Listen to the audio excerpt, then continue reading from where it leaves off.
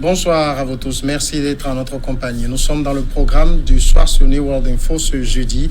Le décryptage de l'actualité, nous nous intéressons à la République démocratique du Congo où Kinshasa envisage une section économique de son ambassade à Jérusalem. Nous en parlons avec Mamadou Diouf, notre éditorialiste. Bonsoir Mamadou Diouf. Bonsoir Samuel. Le président RD congolais, Félix-Antoine Tshilombo Tshisekedi, a annoncé une reprise au plus haut niveau des relations diplomatiques de son pays avec Israël et envisage l'installation à Jérusalem d'une section économique de son ambassade. Après plus de 20 ans sans une représentation au niveau adéquat, je procéderai dans les prochains jours à la nomination d'un ambassadeur extraordinaire et plénipotentiaire auprès de l'État d'Israël, a déclaré le président Tshisekedi dimanche soir à Washington. L'ambassade de la RDC en Israël est actuellement dirigée par un chargé d'affaires. Quelle est la portée, Mamadou Diouf, d'abord de cette annonce de Tshisekedi? La portée peut être double. La première portée, vous avez un président de la République à qui la Constitution a laissé comme attribution les affaires étrangères.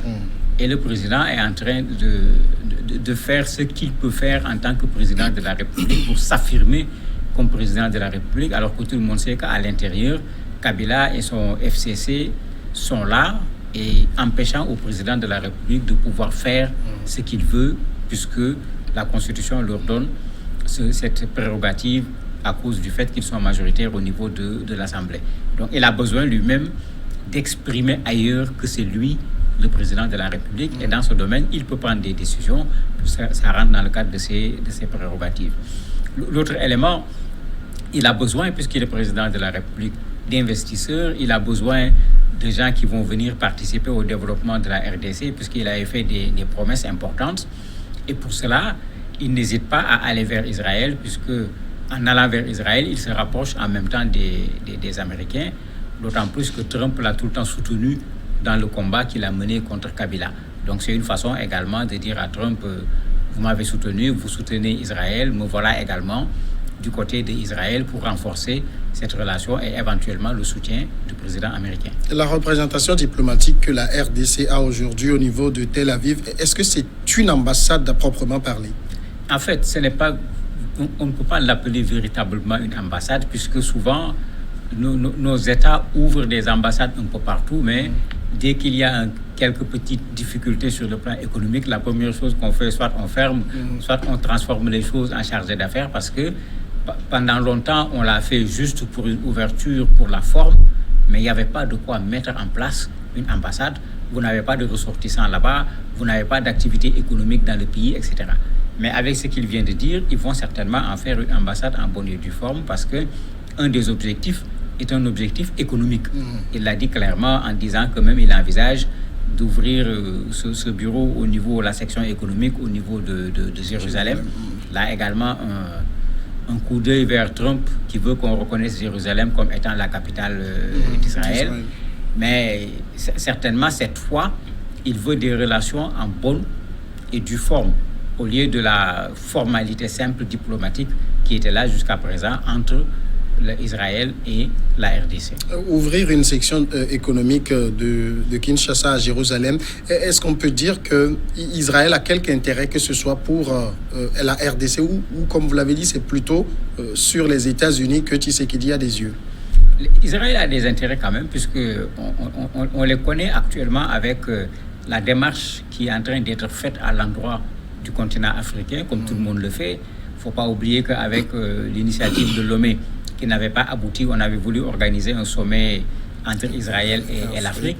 Et depuis lors, Israël ne cesse pas d'aller vers un certain nombre de pays africains. Sur le plan diplomatique également, Israël en a besoin. Il ne faut pas oublier que lui, il est en train de soutenir curieusement l'accord Trump-Israël, alors qu'on a vu l'Union africaine dénoncer cet accord et rappeler son soutien au peuple palestinien. Pour dire qu'en fait, Tshisekedi est en train de faire cavalier seul sur ce plan-là par rapport à l'Union africaine, mais c'est parce qu'il y a des intérêts pour lui par rapport à cette relation avec Israël, de caractère économique, scientifique, sur le plan agricole, en matière de sécurité, etc. Lui-même, il l'a dit. Israël, c'est pas Israël qui va dire non pour avoir même un bureau qu'on va ouvrir à Jérusalem, puisqu'avec la dernière déclaration, ils considèrent que Jérusalem est la capitale d'Israël. Ils ont besoin de mettre cela en œuvre à travers la présence d'un certain nombre de pays là-bas. Il n'y a pas grand monde pour le moment, mais Israël n'hésitera pas.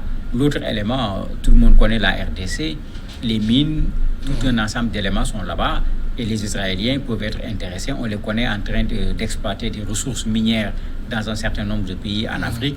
Je ne vois pas pourquoi ils vont refuser tout ce qui existe comme ressources minières au niveau de la RDC. Est-ce qu'il y a des échanges de quelque nature que ce soit, surtout sur le plan économique, entre Israël et la RDC?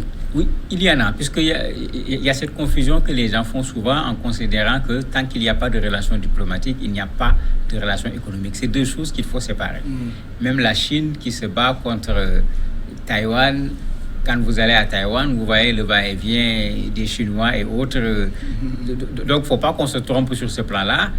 L'économie ne fonctionne pas sur la base de la diplomatie. Elle peut s'appuyer sur la diplomatie, mais même là où il n'y a pas de relations diplomatiques, vous avez parfois des relations économiques qui sont extrêmement fortes. Et souvent, les relations diplomatiques même viennent après ces relations économiques, puisqu'on va se dire il y a de quoi mettre en place ici une ambassade, puisque les relations commerciales ont atteint un niveau tel qu'il y a lieu qu'il y ait quelqu'un ici comme un représentant officiel d'un point de vue diplomatique. Donc, Kinshasa, comme bien d'autres pays, ont des relations avec Israël. On envoie des étudiants, on essaie d'avoir des boursiers, on essaie de profiter de la technicité d'Israël, particulièrement sur le plan agricole, etc. Et pour ça, les gens n'attendent pas qu'il y ait des relations diplomatiques pour pouvoir le faire. Le président Tshisekedi a déclaré, vous l'avez rappelé, nous soutenons le plan du président Donald Trump en faveur du retour à une paix durable et la coexistence pacifique entre les deux États, Israël et la Palestine. Ça ne devrait pas plaire aux Palestiniens.